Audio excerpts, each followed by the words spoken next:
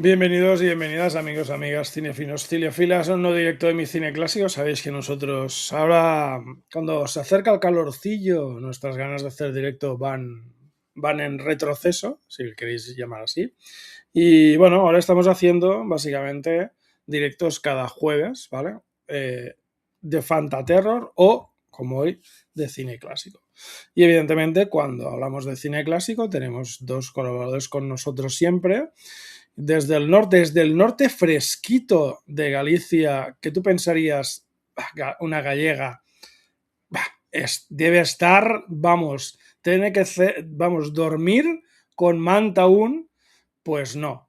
Vais a ver que está como sufriendo un poquillo de calorcillo. Nair, ¿cómo estamos? ¿Cómo estás? Dios, medio derretida, por favor. Sí. Estás como la planta detrás, ¿no? Estás Estoy como como tu la planta planta. detrás, que se me está muriendo por 2 días de calor insufrible y no regarla en estos 2 días. Pero bueno, el Ah, trabajo manda, así que bueno, claro. sacaré esta noche un poco de agüita, a ver si recupera. Bueno, eso es importante. A ver Bueno, si pasa un poquito también este calor así un poco raro que os hace por ahí sí, arriba, porque claro, no es muy normal a principios de no. verano aún que haga esto, pero bueno, esperemos Bueno, que no haga mucho. Tenemos otro hombre, en este caso un capitán, y como es un capitán, igual con el velero ha salido a navegar por los mares del sur y no nota el calor. ¿Cómo estamos, amigo Antonio? ¿Cómo ¿Qué estamos? tal? ¿Cómo estáis, Jordi, Nair? Pues nada, no corre nada de aire Va, y, perfecto. y dice que mañana y pasado va a hacer peor. Así Oh, que seguramente me vaya a enfrentar a un motín. ¿Eh? sí, ¿no? Se me van a amotinar. Sí, sí. Habrá que racionarles el ron. El una noche ron. Bueno, maravillosa para no. hacer directo. Sí, unos razones, unos raciones, tú directamente, mételes ahí el ron y que estén borrachos no se enteren de nada, porque claro, Sí. es que si Eso no, es. si hay un poco de raciocinio, igual tienes algún motín. Pues Sí, sí. nosotros, bueno, hace unos días estábamos hablando y decidimos hacer un especial sobre cine latinoamericano clásico, evidentemente, del cual yo no conocía ni una de las solas películas que nos dio a elegir, o bueno, a elegir, nos dio Nair, o sea que perfecto, me ha parecido muy bien porque he descubierto películas que me han gustado, todas me han gustado, Bueno, pero algunas quizás más que otras, evidentemente, pero todas me han parecido muy interesantes y para mí desconocidas, cosa que, que es muy interesante. Hola, amiguitos, yo, nos dice yo Guillermo. Yo también os Buenas, digo una Guillermín. cosa, yo Sí. estas películas para mí también eran desconocidas hasta hace Ah, relativamente poco, porque yo no las descubrí hace años, yo las descubrí oh, gracias a que antes hacía directos en TikTok y en TikTok había mucha gente de LATAM que me seguía y, bueno, me comentaban los directos y demás, y fueron ujú, películas que me fueron recomendando estas personas. ah, Entonces, bueno, que aparte de recomendaciones mías, son recomendaciones de mis seguidores, ¿vale? ujú, Porque ujú. aparte, Bueno, una importante. pequeña parte de las Ujú, recomendaciones. Bueno, ahí ujú. está la gracia, ¿no? De tener contacto con la comunidad, ¿no? Que Claro, sí. nos retroalimentamos, nos damos, bueno, pues siempre algún consejo, Ujú. alguna sugerencia, alguna película. Yo, Consejos. yo tampoco Ujú. las conocía. Sí que es verdad que había escuchado el título de alguna, digo, ostras, esto me suena, Eso sí. pero reconozco que no he visto ninguna y la verdad es que me han molado mucho. Porque es Ujú. todo un mundo por explorar y seguramente Sí. no sea la última vez que hablemos de cine de No, Sudamérica o supongo que no. latinoamericano y creo que lo vamos a gozar. Va a estar bien. Ujú. Sí. Pues tenemos 5 peliculitas, por tanto, como hace un poco de calor en todos los sitios y oye, y seguramente no sé si alguno de vosotros ha cenado, pero yo no, Yo no. No, vamos a empezar con la primera de ellas, ¿no? Vamos a empezar con siempre, nosotros siempre que hacemos el directo, sabéis que empezamos siempre de la más antigua hacia la más moderna. Por tanto, empezaremos por María Candelaria, película de 1944. Una película que no es la movia de Lee Cronin evidentemente. María Candelaria, 1 hora y 42 minutos, de 1944, nos dice a principios del siglo XX en México, un indígena pobre se enfrenta a la angustia cuando las barreras sociales le impiden casarse con la mujer que ama, la hija de una prostituta. Dirigido por Emilio Fernández, también guionizado por Emilio Fernández, Mauricio Magdaleno. Y evidentemente los artistas son lo más importante de la película. Dolores del Río como María Candelaria, Pedro Armendáriz como Lorenzo Rafael, Alberto Galán, Margarita Cortés, Miguel Inclán, Beatriz Ramos, Rafael Icardo, Julio Auet, entre otros. Pedro Armendáriz podría ser que hubiera salido en alguna peli, James Bond de Sean Connery. Sí, algo así salía, sí. A mí me suena. Me suena a mí también, me suena, sí. Voy a buscarlo a ver. Sí. Yo creo que en las primeras sale. En Desde Rusia con Amor, creo que es. Y quizás Mira, en lo acabas de clavar, Jordi. Sale Desde Rusia con Amor. Vale. Sí. Es que me sonaba, ¿sabes? En esa película. Sí, La nota, dime. Sí. 7,3 sobre 10 de 1.400 votos, siendo la nota más usada el 8 con un 24,1, seguido del 7 con unos 308 votos, seguido del 10 con 236 votos y el 9 con... No, el 6, perdón, con 188 votos. La quinta nota es el 9, o sea que es las notas más altas posibles. Sí, son notas muy, muy buenas todas. Antonio, ¿cómo lo ves? Bueno, pues como os he comentado anteriormente, no conocía la película y la verdad es que fue la primera que he visto, porque las he visto en orden cronológico también, un poco por situarme. Y la verdad es que es una película que me ha impactado, en primer lugar, por la enorme crudeza del tema que trata y cómo se trata. Y la verdad es que, bueno, pues es una historia muy dura de algo que no conocía, que es, por lo visto, se llaman chinampas, que creo que lo mencionan en la película en varias ocasiones, que son estas islas artificiales, que son modelos agrícolas que vienen de la época precolombina. Y en este caso, pues esta pareja de, bueno, pues de indígenas, ella es espectacular y, bueno, pues cuentan un poco la historia de esta pareja que se quieren casar y no tienen, en fin, no tienen medios de hacerlo, ¿no? No voy a volver a contar un poco lo que es el argumento, pero la verdad es que la película me ha impactado por la enorme crudeza con la que el pueblo aísla a estos indígenas, ya no solo por la parte del cacique que controla las dosis que es quinina, ¿no? Se llama, ¿no? La quinina. Y todos los medicamentos y demás, sino toda esa mezcla entre machismo, clasismo y también hasta racismo, vamos a decir, ¿no? De una sociedad mexicana que estaba justo a punto de estallar la Revolución Mexicana creo que es del año 1913 o entre 1910 y 1913, creo que la película está basada en 1909, entonces viene a reflejarte una sociedad marcadamente, vamos a decir, racista, en la cual hay un sistema opresor por parte de las élites locales, masculinas, y bueno, pues es una historia dura, muy dura. A mí en algunos momentos me ha recordado, no sé si a vosotros chicos os lo ha parecido, pero a mí visualmente me ha recordado a Frankenstein. Hay en algunos momentos en las que no solo la fotografía, sino también el pueblo en antorchas, ¿no?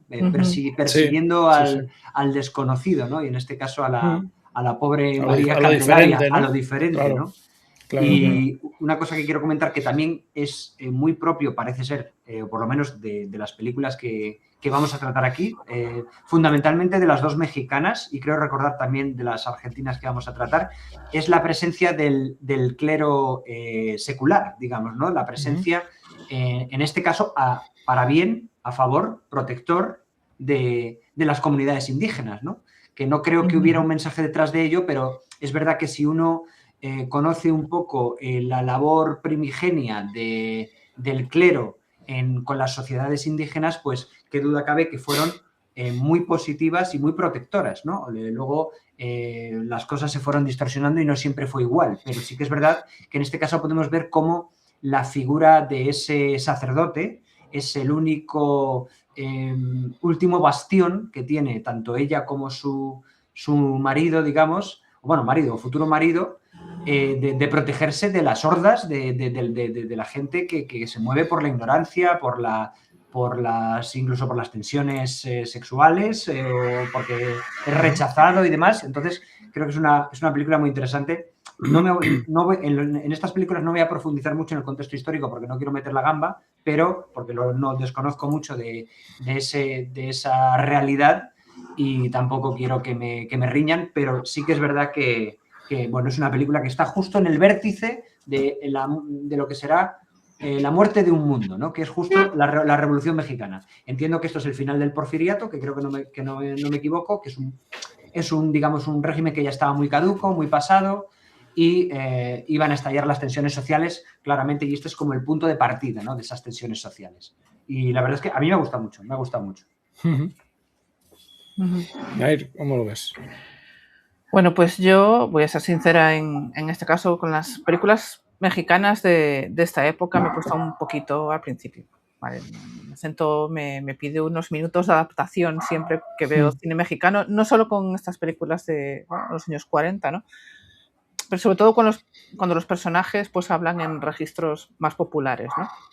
Con las argentinas no me pasa, porque bueno, tengo familia en Buenos Aires y vienen mucho y el acento porteño lo tengo bastante controlado y tal, pero con el mexicano me cuesta un pelín, Y lo digo porque yo creo que hay gente que le pasa lo mismo y no se atreve a decirlo, y eso hace que no se acerquen películas que merecen mucho la pena, como por ejemplo puede ser esta, o pueden ser las películas argentinas o películas chilenas y demás, ¿no?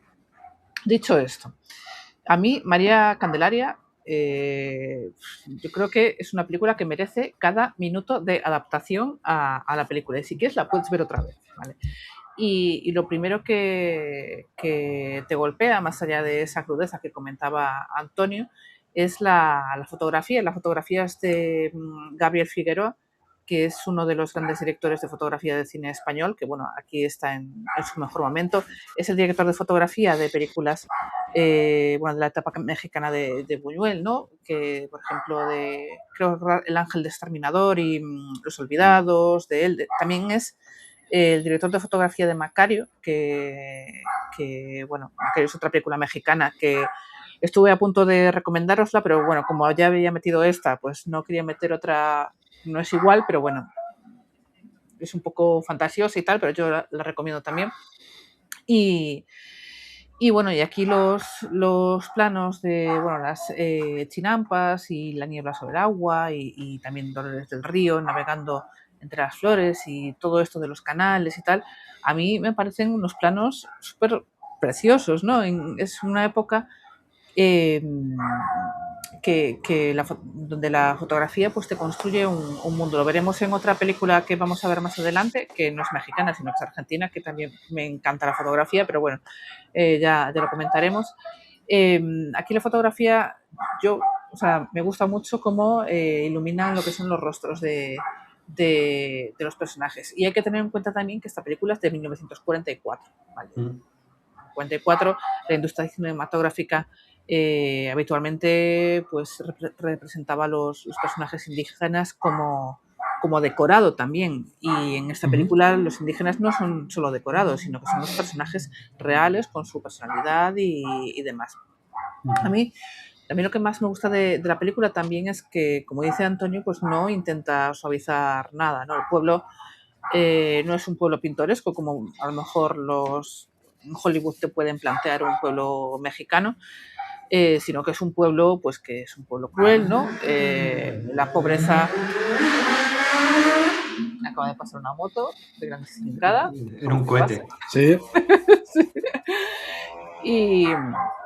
Y al final, pues es bastante devastador en este caso. No vamos a contar.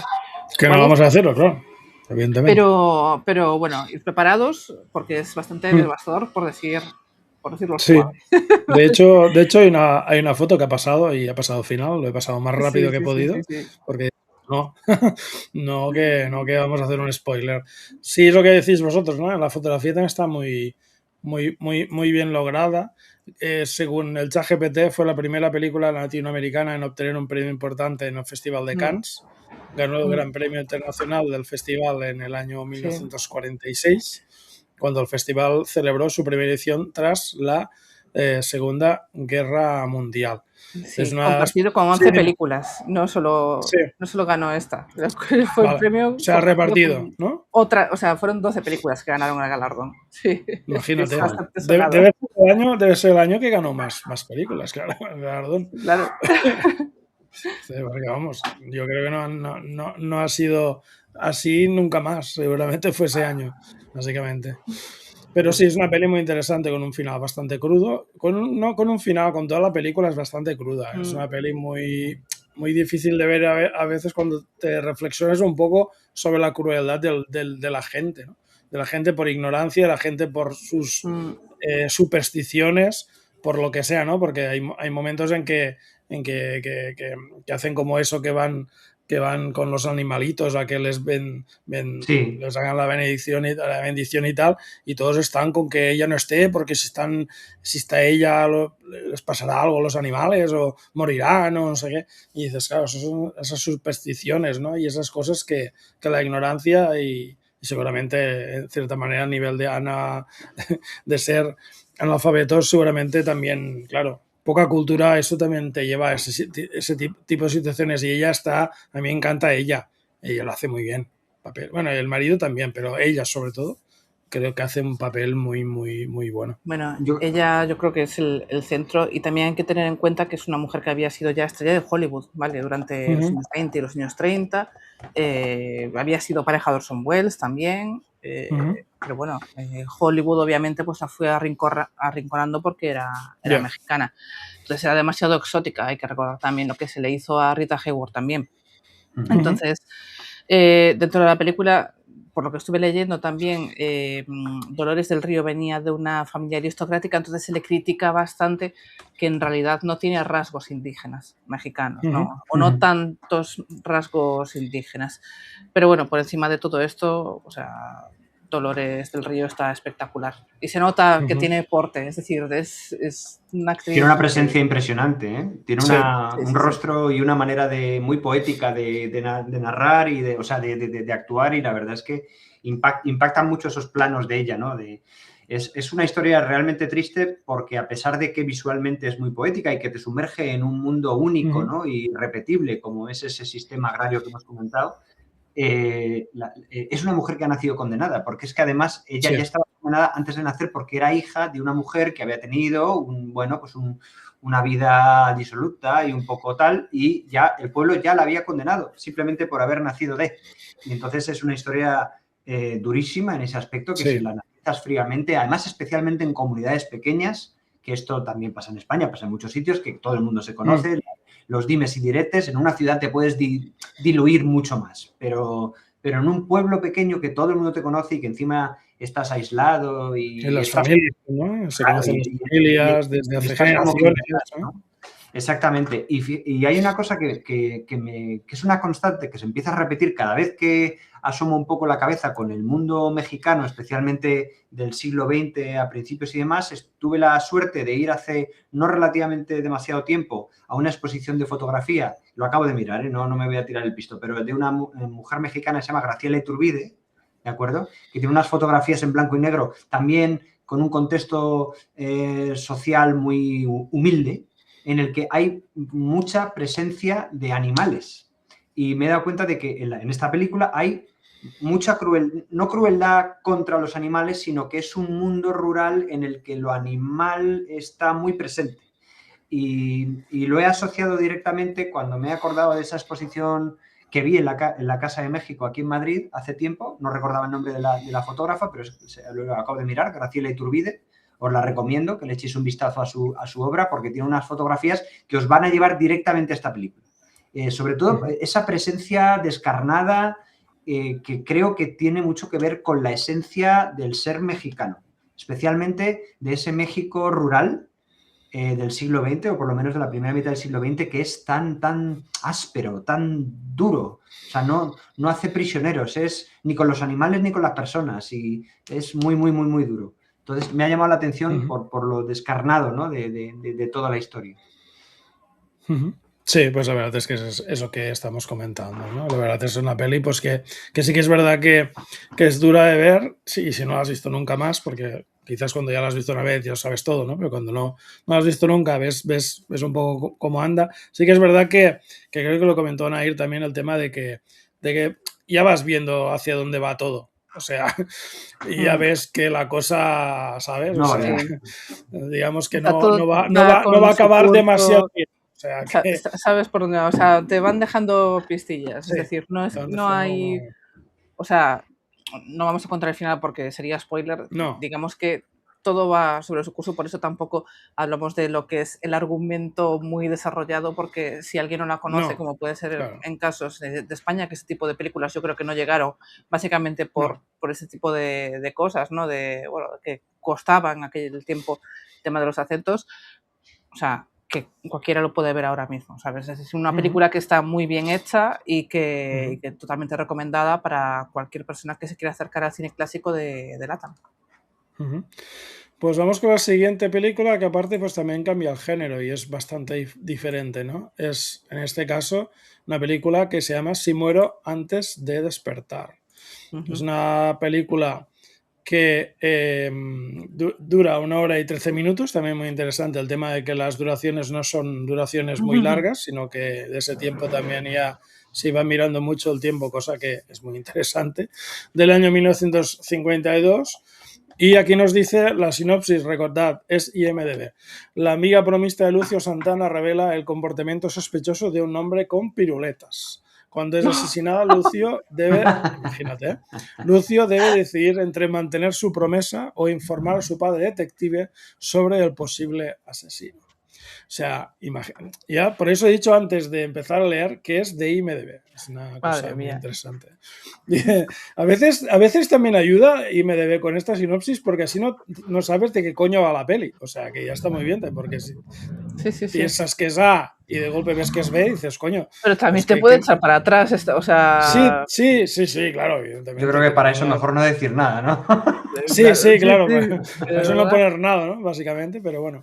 El director Carlos Hugo Christensen, también guionistas Cornel Ulrich y Alejandro Casona, con, en este caso, Néstor Zabalce como Lucío Santana, Blanca del Prado, Floren del Bene, Homero Cárpena, Enrique de Pedro o Virginia Romay. La peli pues tiene una nota de 7,4 sobre 10 de 817 votos, siendo la nota más usada el 8 con 245 votos, el 7 muy cerca con 242, seguido empatado en votos del 9 y el 6 con 96 votos. Nair, ¿qué podemos decir de esta película que sea más interesante que la sinopsis de IMDb? La piruleta. La piruleta. Bueno, a mí esta película me encantó. Bueno, me encantan todas estas películas, ¿vale? De hecho, la película anterior que comentamos es la más larga. Esta, pues, el resto son más o menos de esta duración, ¿no? Es de esas que ves sin saber nada y cuando termina te quedas pensando que cómo es posible que no la conocieras, ¿no? Eso es. Porque, es decir, o sea, y me pasa bueno, con otra que vamos a comentar también, pero bueno, es normal, ¿no? Porque ya os digo que obviamente por la época en la que son estas películas y en la época de España y demás, los años 40, 50, obviamente no iban a entrar este tipo de películas, ¿no? Pero bueno, más de eso. Carlos Hugo Christensen cuenta lo que tiene que contar en 1 hora y poco, ¿vale? Y lo que cuenta pues, es algo que parece sencillo, pero que está construido con escuadra y cartabón, como quien dice, ¿no? Pues el niño, que es Néstor Zabarce, Lucho, ¿no? Que descubre quién es el hombre que está secuestrando niñas en su barrio, pero lo descubre durante una travesura. Y estaba haciendo algo que no debía y entonces no quiere contárselo a su padre, que como comentaba Jordi, pues es policía. Entonces tendría que confesar lo que estaba haciendo, ¿no? Entonces se calla y al callarse, pues pasa lo que pasa, ¿no? Y esa es la premisa, ¿no? Y con eso, pues te construye el director una película de suspense que te tiene pues ahí en vilo hasta el final, ¿no? Christensen también rueda en uno de los barrios de Buenos Aires que tienen estas calles arboladas y las casas bajas y también te da como si fuese esa normalidad absoluta y tal, como si fuese, por ejemplo, M, el vampiro de Düsseldorf de Fritz Lang. Son películas que no es que las ponga al nivel, pero tienen temas que son similares, ¿no? Entonces, bueno, es una película que ya os digo, que es una película tensa. Homero Cárpena hace un papelón también, ¿no? Tampoco es un papel que necesite mucha gesticulación ni demás. Y ya os digo que lo compararon con Peter Lorre, como el personaje de M, del vampiro del Düsseldorf, y la comparación pues tiene sentido, ¿no? Porque los dos son personas que en realidad son monstruos del día a día, hombres que podrían ser tu vecino y demás, pero Carpena, que es que nunca me sale, Carpena pues tiene algo que Lorre que no tiene, ¿no? Porque su personaje en realidad es un personaje súper frío, que no es así el personaje de Peter Lorre, ¿no? Lorre al final pues te da un poco de pena, pero Carpena no, o sea, su personaje no te da nada de pena. El tío es lo puto peor. Y el niño también, pues está súper bien. Hay una secuencia onírica que yo creo que está bastante influenciada por Buñuel o por Dalí o por lo que sea. Y la verdad es que está muy bien. Y es una película también que tiene puesto que es expresionistas y tal. O sea, es una película que tú lo puedes ver. Es una película obviamente de suspense, pero la escena onírica como que le da un toque diferente. O sea que está súper bien. A mí me recordó en algún momento, pero lo del tema expresionismo de los niños huyendo de un asesino, en este caso también, me recordó mucho también la de La noche del cazador. Sí, sobre todo la segunda parte. Un poco por la segunda parte, sí, más que por la primera, evidentemente. Sí, es una peli que a mí me ha gustado mucho. Sí que os he dicho, creo, por el chat que al niño los primeros 15 minutos lo hubiese tirado a un barranco, pero porque es un niño, esto es un poco repelente, pero que a la vez, en principio te puede parecer un niño un poco traviesillo y todo y tal, pero al final también ves que el niño tiene buen corazón, ¿no? Y que se tiene como ese debate moral, ¿no? De si romper la palabra, porque se lo dice a su madre, no, tú no sabes lo que te dice tu padre, lo único que tiene un hombre es su palabra, ¿no? Si rompes la palabra no eres nada, ¿no? Entonces, pues eso ayuda un poco a mantener la tensión, ¿no? Hacia el final, hacia la segunda parte del film. A mí me ha parecido muy interesante, no la había visto y me ha parecido una muy buena película. Antonio, ¿cómo lo ves? A mí me ha gustado mucho también. Es verdad que parece que tiene como dos partes diferenciadas la película. La primera parte que es más introductoria, sí que tienes ganas de matar al niño, pero luego poco a poco te vas metiendo en el ambiente. Y lo comprendes, ¿no? Y la cosa va increciendo de una manera, bueno, es un noir, es un policial, pero el cambio de escenarios, de iluminación y cómo va tornando a tanta oscuridad, como dice Jordi, que efectivamente parece que estamos viendo a Robert Mitchum por algún lado, ¿no? Parece que te va a salir en una barca.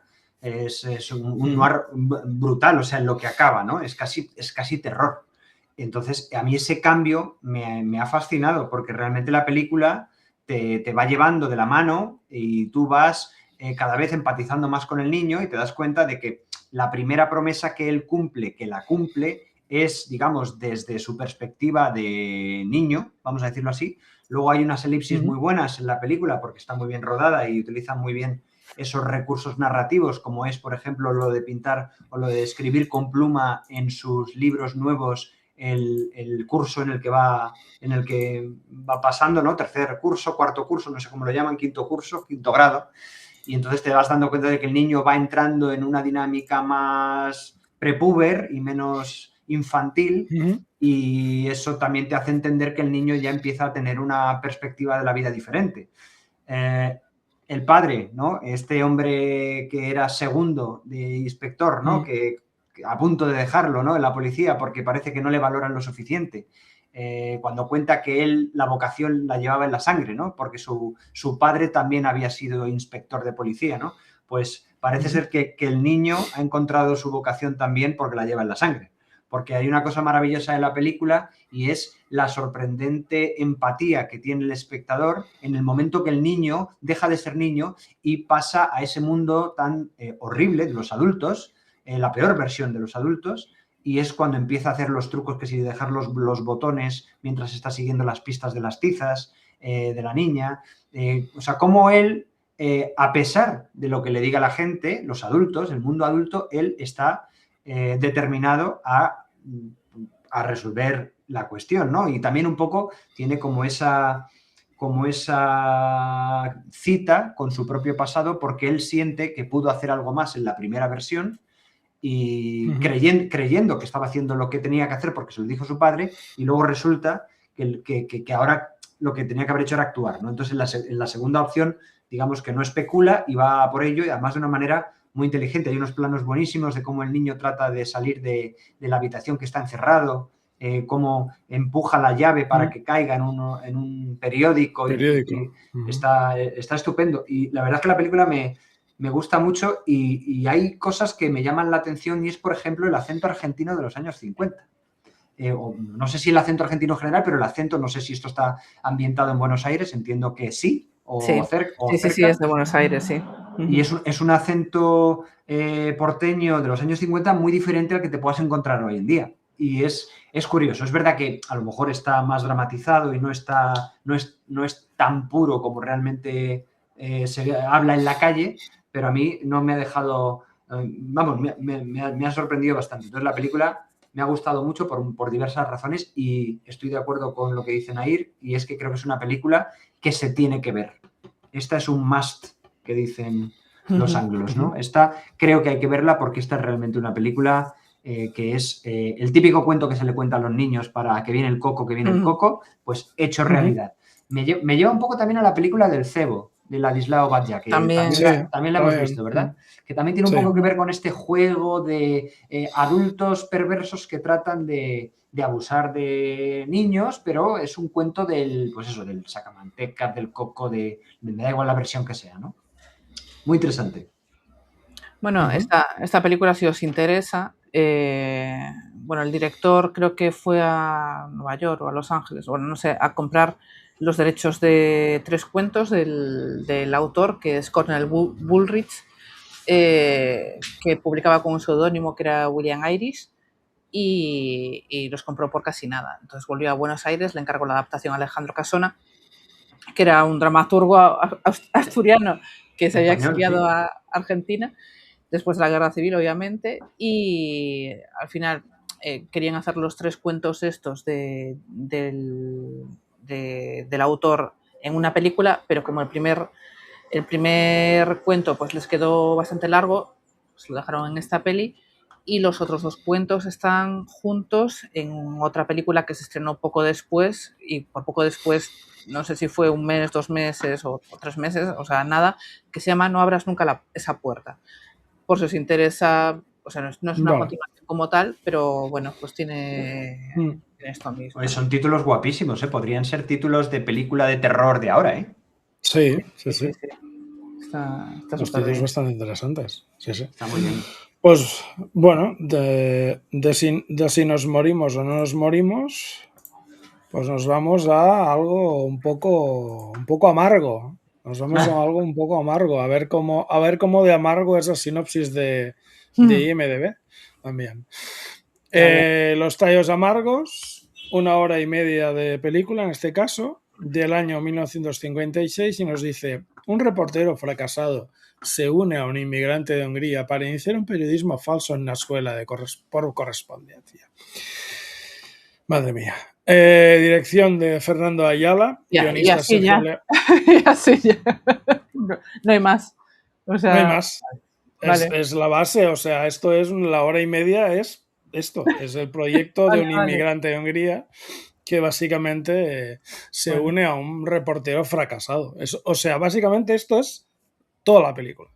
Dirección de Fernando Ayala, con guión de Adolfo Jasca y Sergio Leonardo, con, en este caso, Carlos Cores como Alfredo Gasper, Julia Sandoval como Susana, Vasily Lambrinos, Gilda Lousek, Pablo Moret, Virginia Romay, Bernardo Perrone o Adolfo Limbel, entre otros, básicamente. La nota es un 7,6, estamos en el 7, no nos movemos del 7, interesante.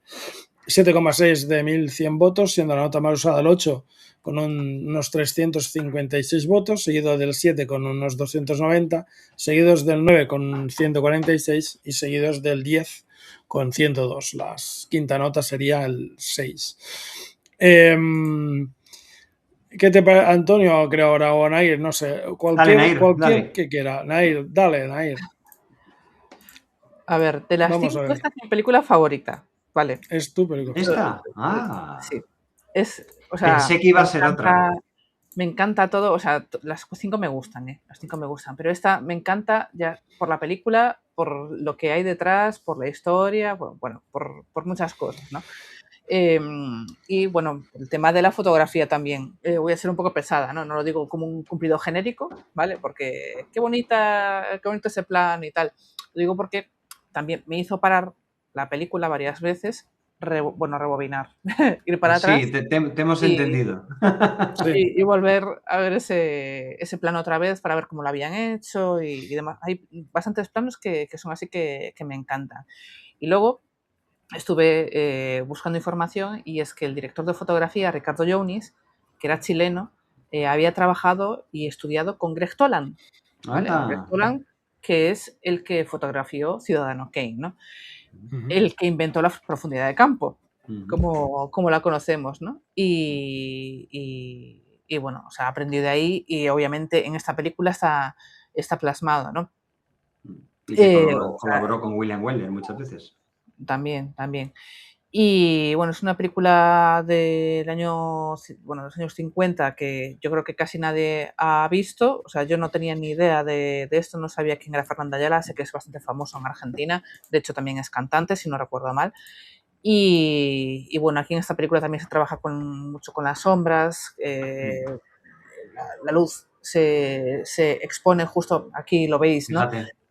Justo en el momento, justo hay planos que la mitad es negro absoluto y la otra mitad es una cara, y hay muchos contrastes también de esta luz. Pero a mí lo que me parece más espectacular es, pues eso, es que me hizo darle para atrás y ver también cómo manejan los flashbacks, ¿no?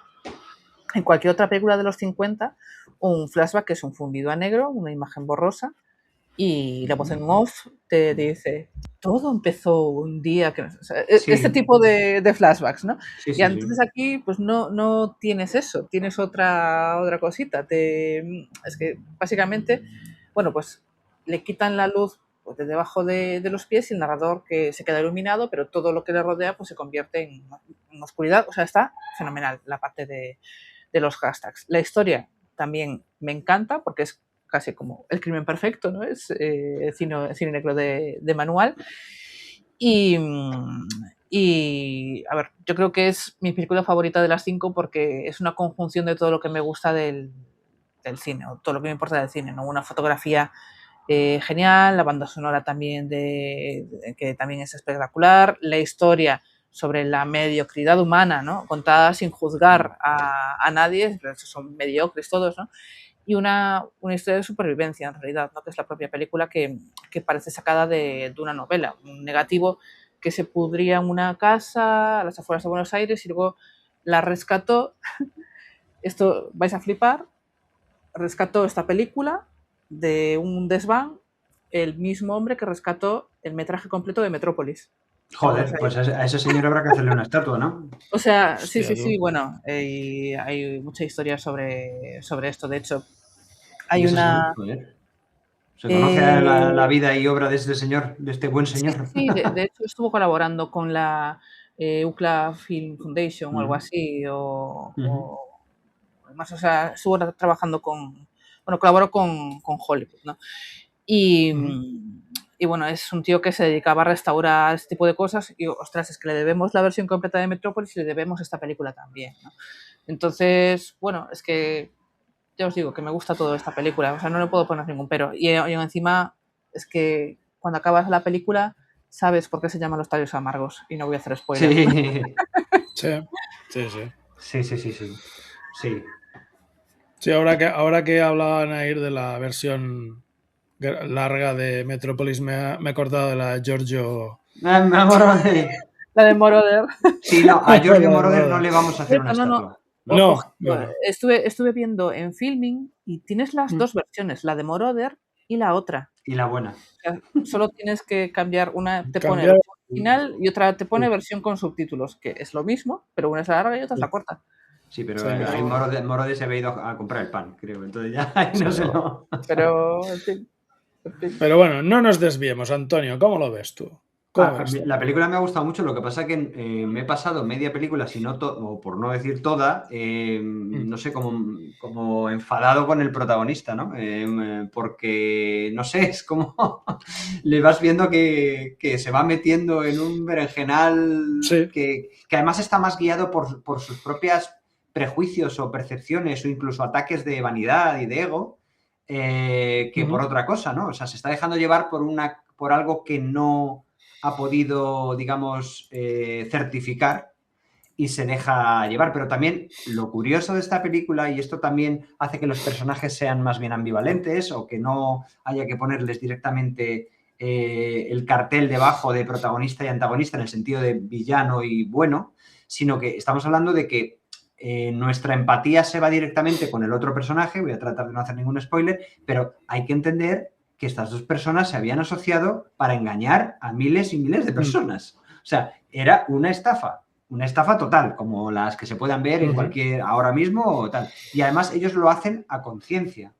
Entonces, bueno, pues es un sueño que tiene este inmigrante, creo que es húngaro, de traerse a su familia a una nación que estaba prosperando. Estamos hablando de los años 50, nada que ver con lo que están pasando ahora. Era uno de los lugares del Dorado, ¿no?, al que había que ir para prosperar. Y claro, se plantea una estafa, con esta asociación con una estafa que te hace ese truco, ¿no? El argumento y la película te hace ese truco, ¿no?, de querer empatizar con unos o con otros, pero realmente todos forman parte de la misma mierda, vamos a decirlo así, moralmente hablando, ¿no? Y a la película me gusta mucho, lo que pasa que es que conforme vas entrando o acompañando al protagonista en esa especie de locura contenida que es el dejarse llevar por sus propios prejuicios y por su propia vanidad, pues si lo combinas también con lo que ha comentado Nair, que es una fotografía expresionista muy, pues eso, muchas sombras, muchos contrastes, que si la imagen de la sombra en la pared, también recuerda mucho al cine negro americano, que son vasos comunicantes, ¿no? También con el expresionismo alemán. O sea, podría ser una mezcla. Yo casi la veo más cine negro americano con algunos toquecillos expresionistas, ¿no? Pero vamos, que me vale cualquiera. Esa sensación incómoda que tienes en la película todo el rato del sudor pegado a la piel de los personajes, esas camisas sudadas, están incómodos, están despeinados, se ve que llevan tiempo sin poderse cambiar, están, bueno, pues en una situación, bueno, ese plano de ahí es totalmente expresionista. Pero es una película que realmente te va encogiendo poquito a poco el alma y dices, bueno, vamos a ver en qué acaba esto. Evidentemente nada bueno, pero no parece que haya, aunque puede haber un final, una especie de final moralizante, porque hay una moraleja al final, pero es duro, ¿no? Y al final estás empatizando con unos cuando en realidad a lo mejor no deberías empatizar con nadie, ¿no? Sí, que es verdad también que quizás a comparación de otros directos que tenemos de cine americano, norteamericano, digamos que aquí happy endings no habrían demasiados. O sea, los hay que tienen final moral o hay una vocación moralizante, pero si quitas eso, es lo que dices tú, Jordi, o sea, los finales son de aquella manera. Son durillos. Sí. Vamos, se nota que no había código Hays que los obligase a ser morales, happy digamos, ending, al final, ¿no? Sí. Sí. Y castigar, digamos, a los que son malvados y tal, ¿no? Aquí no, aquí pues bueno, es también lo interesante que tienen las películas, ¿no?, de las cuales hablamos, que tienen unos finales muy interesantes que seguramente son acordes a lo que estamos viendo en la trama de la película, de cada una, ¿no? Pero es muy interesante que sea así, cosa que no siempre es así, por eso os digo que vale mucho la pena ver cada una de las pelis de las cuales estamos hablando. A mí la que me ha gustado muchísimo, supongo que porque soy un poco cabroncete, me gusta mucho el humor negro, es la siguiente película, ¿no?, que es la película del esqueleto de la señora Morales, ¿no? Es una película de 1 hora y 25 minutos de 1960 que básicamente vamos a mirar momentáneamente A ver, vamos a cambiar aquí a ver qué nos dicen. Pablo Morales es un taxidermista amable y respetado que vive atrapado en un matrimonio infeliz con una esposa extremadamente autoritaria y religiosa. Cuando ella desaparece, comienzan las sospechas sobre un posible asesinato.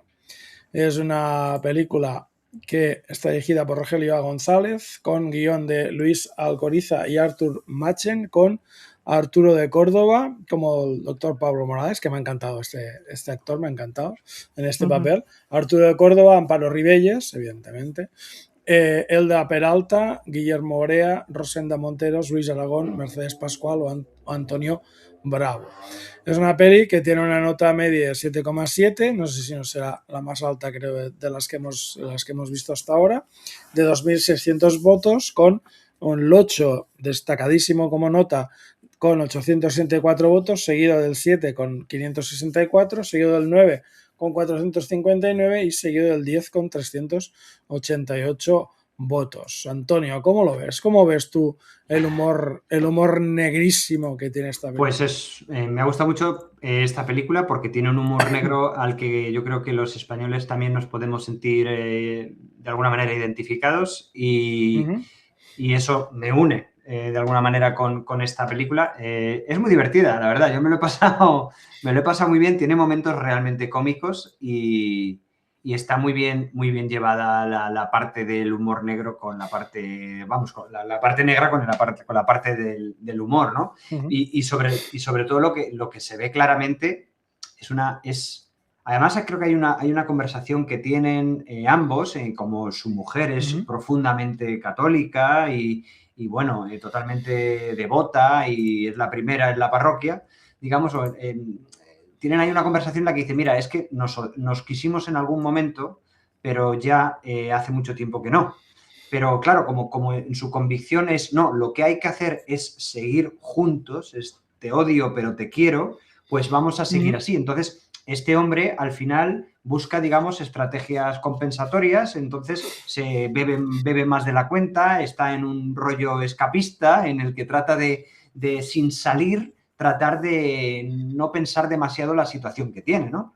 Y ella está completamente metida en una, no sé, en una coctelera de amor-odio porque odia el trabajo de su marido, porque es un trabajo socialmente poco aceptable.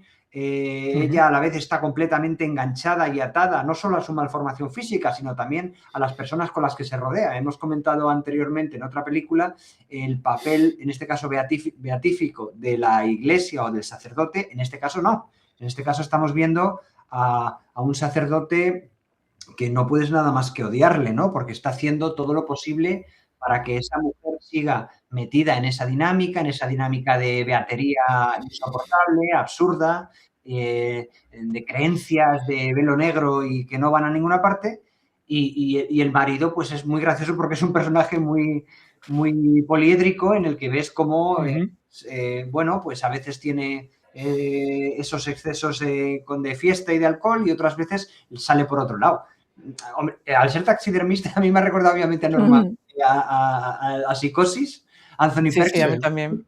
Y aparte son del mismo año, ¿eh? O sea que, pues mira, o sea que lo mismo una se retroalimentó de la otra o algo, o ha sido casualidad. No sé. Pero la verdad es que la película me ha gustado y luego la manera que tiene él de exhibir el esqueleto en digamos, en la ventana, como diciendo, mira... Con la deformidad, ¿no? Con la deformidad. Exactamente, porque sabía que se lo iban a descubrir e incluso la defensa ridícula que tiene de su culpabilidad en el juicio. Entonces es como...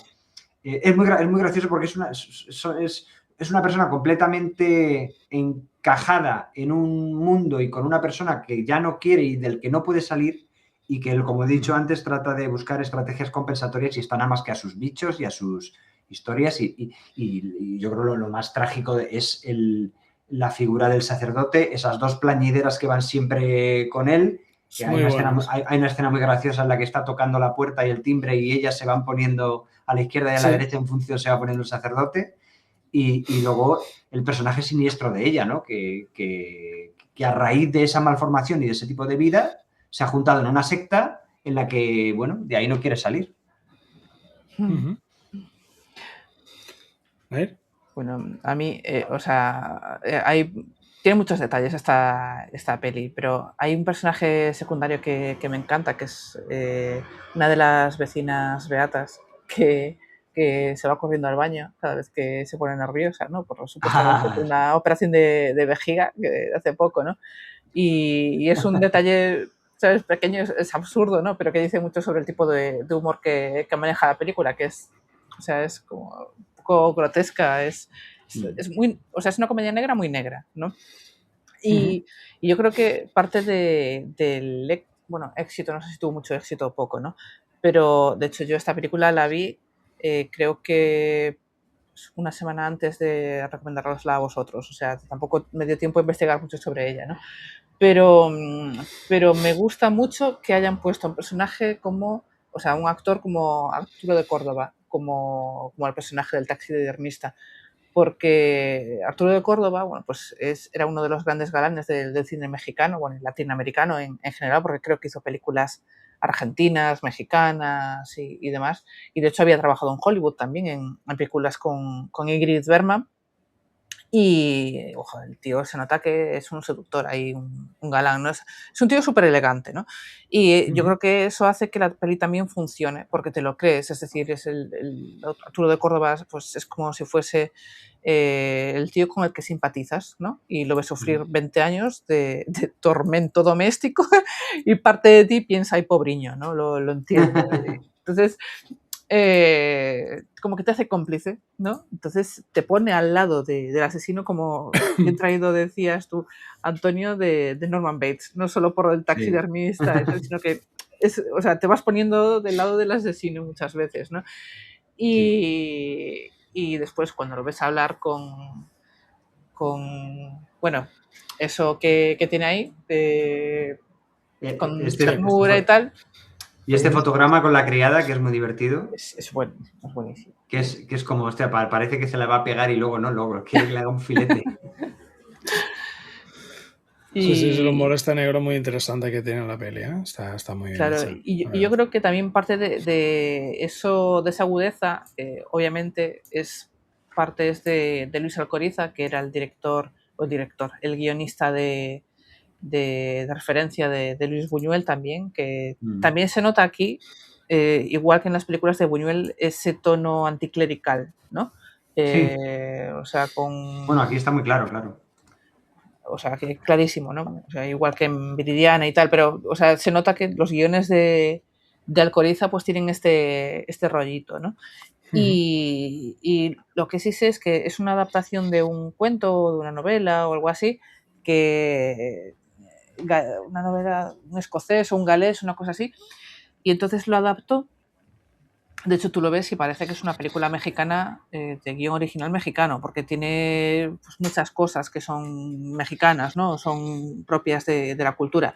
Entonces yo creo que la adaptación también la hizo súper bien, la adaptación, porque supongo que dejaría de lado todo lo escocés o lo que sea y le añadió pues temas mexicanos. Y que creo que también eso empaqueta muy bien la película. O sea, ahí me parece genial. Y luego, obviamente, pues está el tema del machismo. Obviamente, aquí en la película, el machismo mexicano, que ya se había explorado en otra película de Buñuel, por ejemplo, en él, que está súper bien también.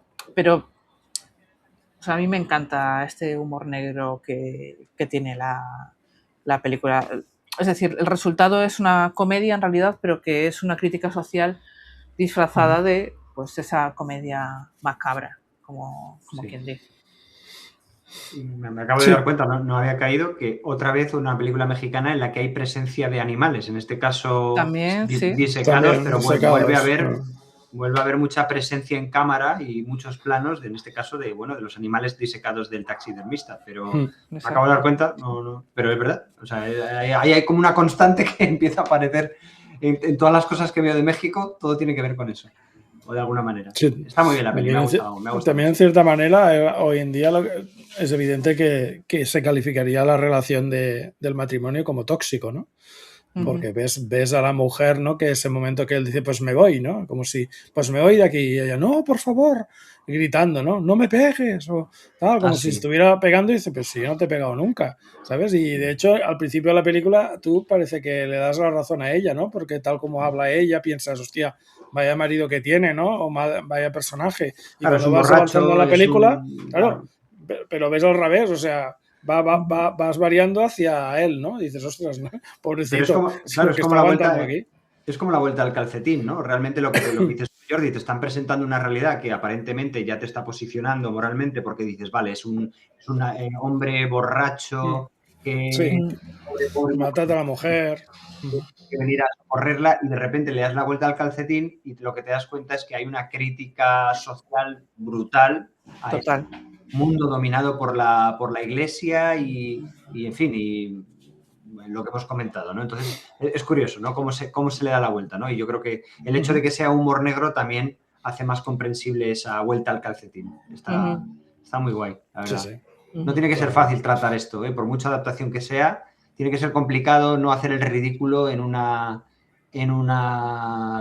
comedia negra de este estilo, ¿no? Porque me da la sensación de que la línea es muy delgada y o te quedas corto o te pasas. Debe ser una cosa muy fina. O haces el ridículo o lo clavas, pero poco más. Sí, la verdad es que aquí en cierta manera, aquí lo clava, básicamente. Y bueno, pues vamos por la última peli que tenemos para hoy, para nuestro directo. En este caso es Crónica de un niño solo. En un orfanato estatal totalitario, un niño abandonado aprende el amargo precio de la libertad. Dirigido por Leonardo Fabio, también guionista Leonardo Fabio y Jorge Zuair Yuri, o Yuray. Y después tenemos aquí, pues básicamente a las estrellas muy jóvenes de Diego Puente como Polín, Tino Pascali como el oficial de justicia o policía, Cacho Espíndola, Victoriano Moreira, Beto Gianola, Leonardo Fabio, María Banner o Elcira Olivera Garcés. La nota de la película, pues 7,4 sobre 10 de 931 votos, siendo la nota más usada por poco el 8 con unos 238 votos, 7 votos más que la segunda opción, que es el 7, con 231 votos, seguido del 10, la tercera opción, con 140 votos, y seguido del 9, con 116 votos. Esto no sería una comedia negra, Nair, ¿no? Exactamente. Sería otra cosa. Perdón, que estaba muteada y no No pasa nada. No, bueno, es un drama, ¿eh? Un drama de Leonardo Fabio, que también es otro cantante, y tampoco traje ninguna película de Hugo del Carril, que es otro cantante que también era director. Entonces, bueno, hay bastante madera de... Parece que los grandes directores argentinos clásicos también tenían que ser cantantes, ¿no? El tema, este guionista que dices tú que es Jorge Yujair Yuri, en realidad es el nombre de Leonardo Fabio. El nombre real de Leonardo Fabio. Joder, es como Stephen King, que también publicaba con un seudónimo porque consideraba que no le iban a creer de todo lo que escribía, ¿no? Entonces, a ver, en realidad es la historia real de Leonardo Fabio, que nació en un pueblo de Mendoza, y su infancia es lo que se llama, pues obviamente, marginal. Y bueno, su infancia fue una vida llena de miseria, porque creció en la pobreza, pasó por orfanatos, por reformatorios, por la calle, luego se escapaba, robaba y tal, hasta que bueno, llegó a Buenos Aires y trabajó como extra en una película, y entonces lo descubrió un director argentino y tal, y luego empezó a dar papeles, por ejemplo, en una película que vio recientemente que se llama Fin de Fiesta, y le fue enseñando el oficio. Y eso hizo que abriese las puertas del cine. Y bueno, Fabio hizo su primer cortometraje, El amigo, en el 60, el año de El esqueleto de la señora Morales. Y aquí hay un detalle que dice todo sobre quién era realmente Leonardo Fabio, y es que no tenía dinero para comprar película virgen, así que se iba a los laboratorios, retiraba material y lo ponía en la cuenta de Torre Nilsson, que era el director que lo había descubierto, sin que éste lo supiera. Vaya. Entonces es como si el director estuviese sacando la película del laboratorio. Y, o sea, le roba película a su mentor para hacer cine. y cuando Torre Nilsson se enteró, no se enfadó. En realidad, pues le dio su beneplácito y para que hiciese su primer largometraje, que es que es la historia de su vida. Y luego cuando necesitó dinero y demás para otra película y demás, bueno, pues empezó a dedicarse a la música y tal. El tema, película, ¿no? Otra película donde vemos una fotografía, como veis ahí en el fotograma anterior, que es maravilloso, con los contrastes y tal. Y en el reformatorio, que es donde vemos también la historia de este niño que tiene una vida súper dura, ¿no? De los maltratos, de cómo funcionan realmente los reformatorios en Argentina, o cómo funcionaban, o es la visión de Leonardo Fabio de cómo funcionaba todo esto. Pues en el reformatorio la cámara siempre mira desde arriba, ¿no? Los planos cenitales que hacen que los niños parezcan pues, más pequeños, ¿no? Más insignificantes dentro de esos espacios gigantes y vacíos como reformatorio, y las sombras y demás de las rejas se proyectan siempre sobre las paredes como si en realidad estuviesen encerrados, como si fuese una cárcel, ¿no?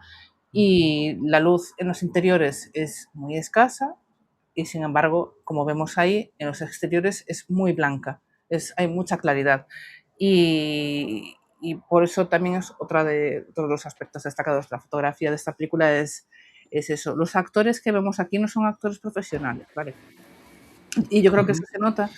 Y de hecho la película a mí me recuerda muchísimo a lo que es el neorrealismo italiano y creo que por eso Antonio pensaba que esta película iba a ser mi preferida. Sí. Creo, no sé, Sí, no sí, tengo sí, pruebas, pero tampoco dudas. Eso es. y sí, digamos, es una película que cierra la lista esta que os presenté de 5 películas de Latam, porque yo creo que es un poco la más radical de las 5. Es un dramón, es una película que hace que te cabres y que no tiene, bueno, pues planos al ser y tal, pero bueno. Al ser autobiográfico en cierta manera y de la niñez, a mí me ha venido a la cabeza Los 400 golpes. Sí, también. sí, totalmente. Sí. Totalmente. Sí. Porque también Pero es un yo drama creo que también diferente, evidentemente. Claro. Sí, pero aquí te pone delante del niño y te lo cuenta como si fuese casi un documental, ¿no? En realidad está diciendo, pues esto es lo que me pasó y te lo voy a contar y tal, y luego te dice, bueno, pues igual que comentábamos con las películas de Hollywood que tenían que tener ese final moralizante y demás, pues esta película en realidad no es eso, simplemente te cuenta la vida y de cómo va pasando las penurias este señor que salía, no, otro. Sí. O sea, ahí veis, ¿no? Pues cómo está en el reformatorio con sus colegas. O sea, es una película que es un dramón, para mí, muy similar a lo que son las películas neorrealistas del neorrealismo italiano. Italianas, ¿no? Y si os gusta ese género como a mí, pues esta película os va a gustar. Sí, a mí me recordó mucho a Milagro en Milán. En algunas cosas me recordó mucho a Vittorio De Sica y no pude evitarlo. Me llevaba directamente allí. Es neorrealismo, pero en otro país. Y luego es como si Sorolla, en vez de pintar niños desnudos en la playa, lo hubiera hecho de clase alta, lo hubiera hecho de clase humilde y en Argentina, ¿no? Es como un cuadro de Sorolla, pero neorrealista, ¿no? O sea, algo así. Es una película que evidentemente se nota que de todos los desde mi punto de vista, claro, de todos los directores y de todas las películas que hemos tratado, es el director que mejor se asoma a una cámara, porque el componente poético, narrativo, visual que tiene esta película es la mejor de todas. Para mí es la mejor de todas con diferencia, no tanto por la temática, no tanto por otras cosas que comentaremos, sino por lo que digo, porque se ve que hay un director con criterio detrás. Creo que encima esta fue su ópera prima, me parece, no estoy seguro. Sí, es lo que comentábamos. Es decir, la fue construyendo con la película robada para hacer su primera película y entonces Torre Nilsson le dijo, haz tu primera peli con mi... Es una cosa bestial, es como para tenerlo en cuenta. Estamos hablando del Orson Welles del cine argentino o algo así, ¿no? Es una cosa brutal. La película es fantástica visualmente, ya te digo, yo En esta película es donde he encontrado, y creo que Jordi va a estar conmigo porque ha debido tener el mismo problema que yo, es donde he encontrado también porque la calidad de la cinta que he visto no era de buena calidad, Sí. es donde he notado que yo me perdía con el slang, vamos a decir, argentino, y encima no solo de los años 50, sino encima de niños, que los niños ya de por sí tienen una propia tal. O sea, ponte tú a escuchar hoy en día a un niño de esa edad que no te enteras de nada con tanto anglicismo y tanta historia, pues en aquella época pues igual. Y yo reconozco que había un momento... Yo tampoco entiendo mucho a los niños de ahora de España. Por eso te digo que... de colegio de aquí, ¿sabes? Pues imagínate en otra época y en otro país, o sea, ya para volverte loco, ¿no? Entonces, claro, era complicado. Pero es verdad que es una película que es casi un documental porque...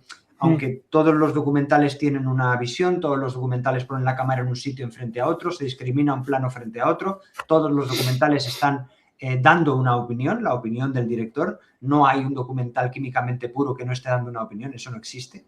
Pero sí que es verdad que desde ese punto de vista el director no trata de hacer juicios de valor de nada, sino simplemente él lo que trata es de retratar aquello que ha vivido, aquello que ha conocido, ¿no? Y lo más... brutal de la película para mí es el hecho de que el final de la película te deja con la sensación de que ese niño sigue perdido y va a seguir perdido durante muchos años y que solo dependerá de la suerte o del azar que no acabe mal, porque lo que has estado viendo es un niño que tiene voluntad de escapar de los sitios en donde está, pero que fundamentalmente se mueve por astucia, por lo que sea, porque es muy vivo, pero nada te garantiza o nada le garantiza al espectador que está viendo que no vaya a pasarlo mal ese niño cruzando una esquina, porque se encuentre con, yo qué sé, con una situación violenta o que le vuelvan a encerrar o cualquier historia.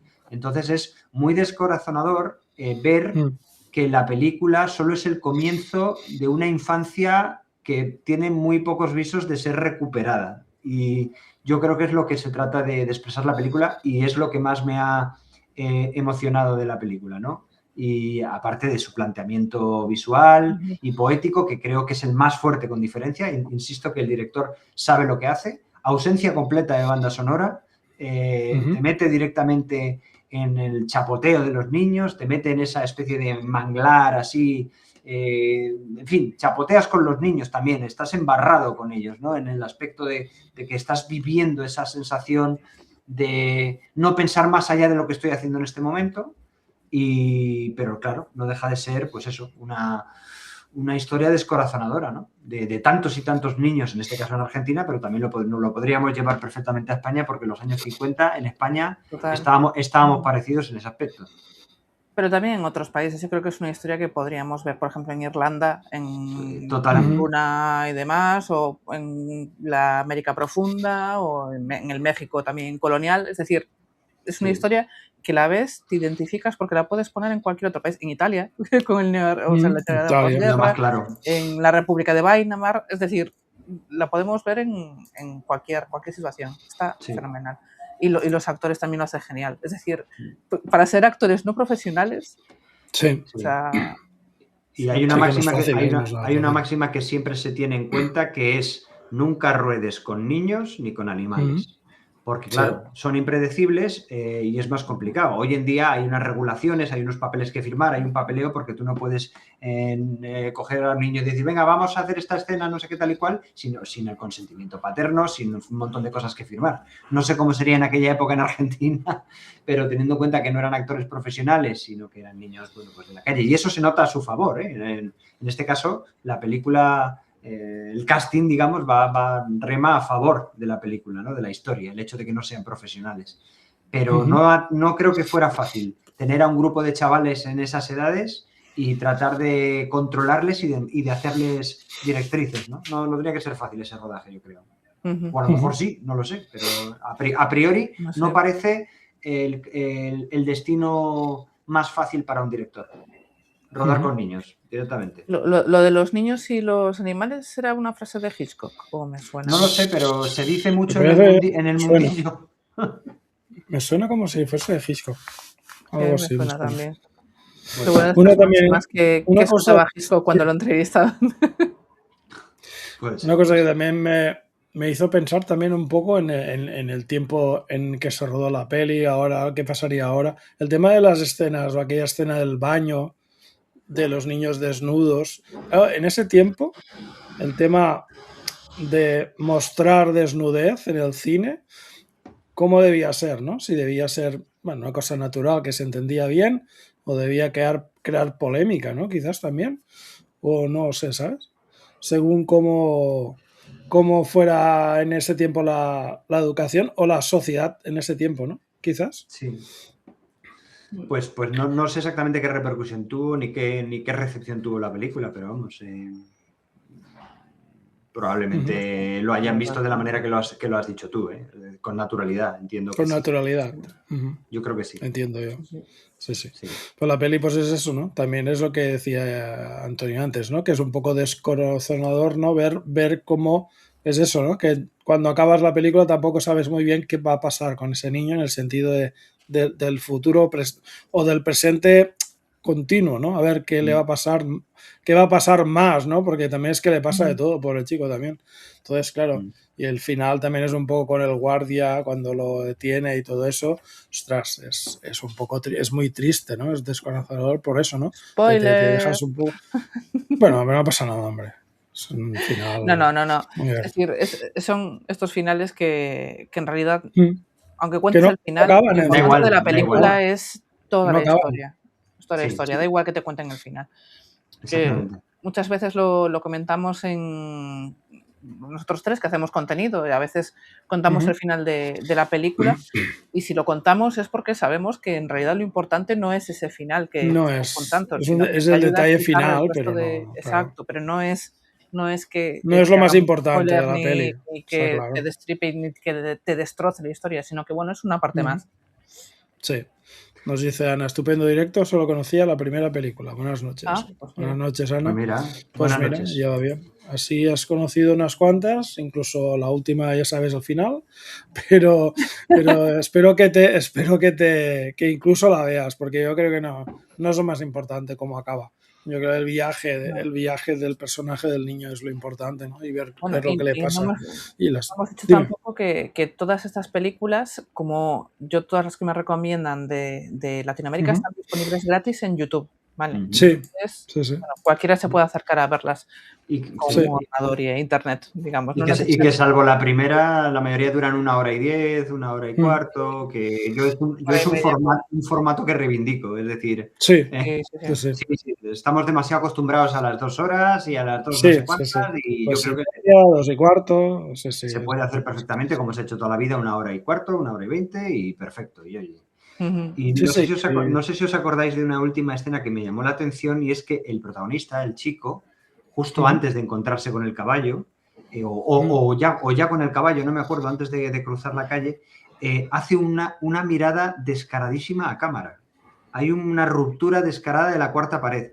No creo que eso haya sido sin el conocimiento del director. Quiero decir, que si tienes a un montón de chavales prepubers que están medio locos porque tienen todas las hormonas para arriba, para abajo, para todos lados, y consigues que nunca miren a cámara, y de repente ese final en el que el niño mira descaradísimamente a cámara, pero descaradísimo, es como Jack Nicholson en El Resplandor, cuando mira después de dar los hachazos de la puerta.